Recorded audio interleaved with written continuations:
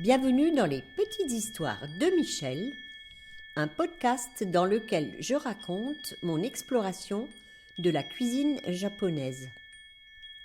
Cet art ultime de bien manger que j'ai à cœur de transmettre aujourd'hui est la synthèse entre mes pratiques d'artiste, de jardinière et de cuisinière. Il s'adresse aux amoureux du Japon, aux gourmets de tous bords et aux cuisiniers soucieux de préparer une cuisine saine, savoureuse et créative, qui nourrit aussi bien le corps que l'esprit. Vous y trouverez des récits de voyage et des témoignages d'expériences qui ont fait sens dans mon parcours. J'y délivre également, au-delà des recettes, les principes qui sous-tendent la cuisine japonaise.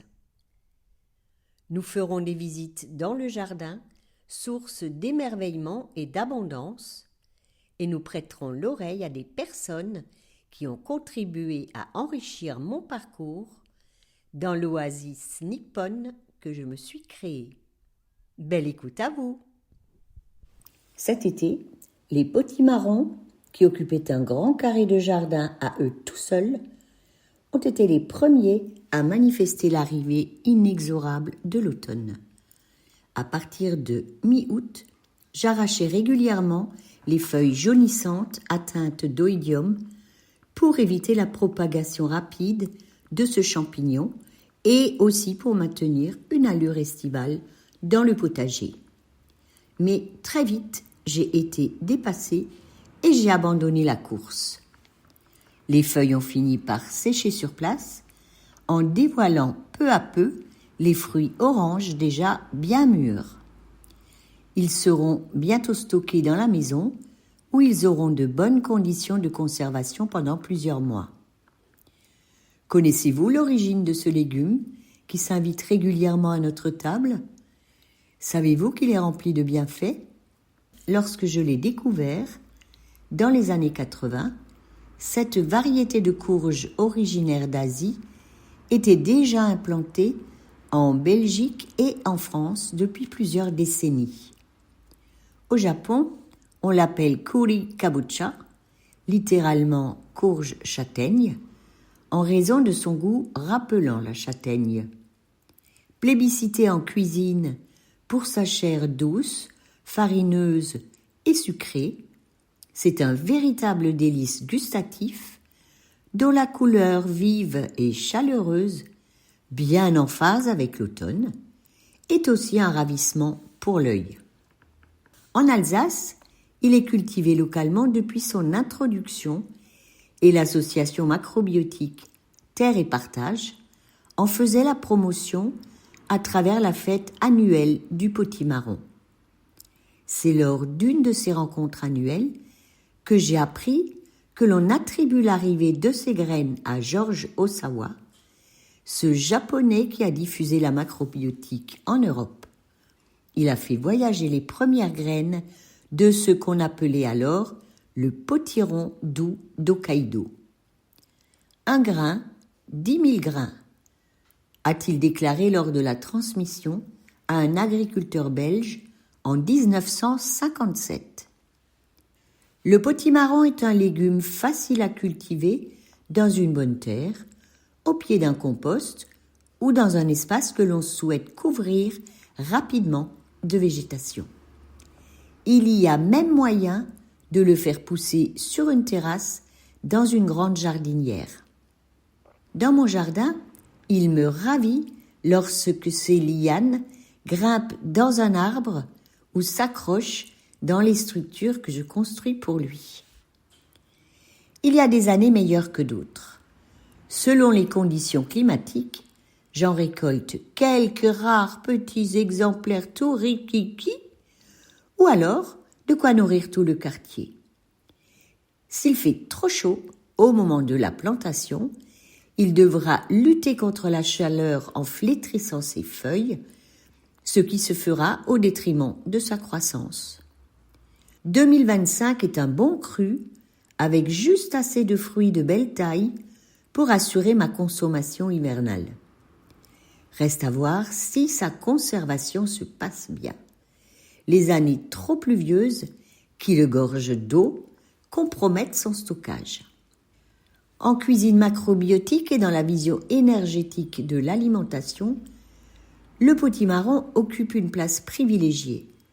Voici quelques-unes de ses vertus.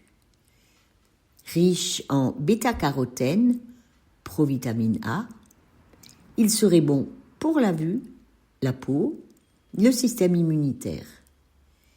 En bonne source de fibres, il favorise la satiété et un transit doux. Ces minéraux, potassium, magnésium, calcium et fer, soutiennent les muscles et les os. Aliment peu calorique mais nourrissant, il est intéressant pour des repas équilibrés avec sa chair douce et farineuse qui apporte une sensation de confort et de chaleur. La macrobiotique qui s'appuie sur l'équilibre yin-yang et l'énergie vitale des aliments complète cette lecture de la nutrition classique. Le potimarron est considéré comme un aliment yang modéré. Il réchauffe et stabilise l'énergie du corps. En tant que légume d'automne, il aide à préparer l'organisme à l'hiver en apportant de la douceur et de la chaleur intérieure. On lui attribue des vertus calmantes et réconfortantes, utiles pour les personnes nerveuses, fatiguées ou stressées. Il est réputé fortifier la rate et le pancréas dans la lecture orientale, ce qui favorise un meilleur équilibre glycémique, une énergie plus régulière. En soupe ou cuit longuement, il est utilisé pour ancrer et donner de la stabilité émotionnelle et physique. Et si on passait à la pratique avec une recette? Partant pour le velouté de potimarron, qui se dit en japonais kabocha suri nagashi. La recette est ultra simple et vous la réalisez sûrement déjà. On va juste apporter le petit plus du Japon pour la rendre encore plus délicieuse. Et ce petit plus, c'est le dashi dont je ne cesse de vous parler. Non seulement il apporte des sels minéraux grâce à l'algue kombu, mais avec ses acides aminés, il magnifie le goût de chaque mets auquel on l'ajoute sans couvrir sa propre saveur. Pour 4 personnes, il vous faut un quart de potimarron bio que vous utiliserez avec sa peau, 300 ml de dashi et un oignon. Pour la finition, une cuillère à soupe de miso, 100 ml de dashi et des graines de courge grillées. Coupez le potimarron en dés, faites revenir l'oignon dans un peu d'huile de sésame, ajoutez le potimarron et faites revenir. Quand les légumes commencent à suer, salez légèrement et ajoutez le dashi. Cuire une vingtaine de minutes, passez au presse-purée, l'option que je préfère, ou mixer. Ajoutez du dashi jusqu'à obtention de la consistance désirée. Délayez le miso dans un peu de dashi, ajoutez hors du feu. Décorez de graines de courge grillées. Et voilà une soupe onctueuse, douce et réchauffante, parfaite pour l'automne. Un nouvel épisode des Petites Histoires de Michel vous attend tous les mardis. Pensez à vous abonner à ma newsletter pour continuer de voyager au Japon avec moi.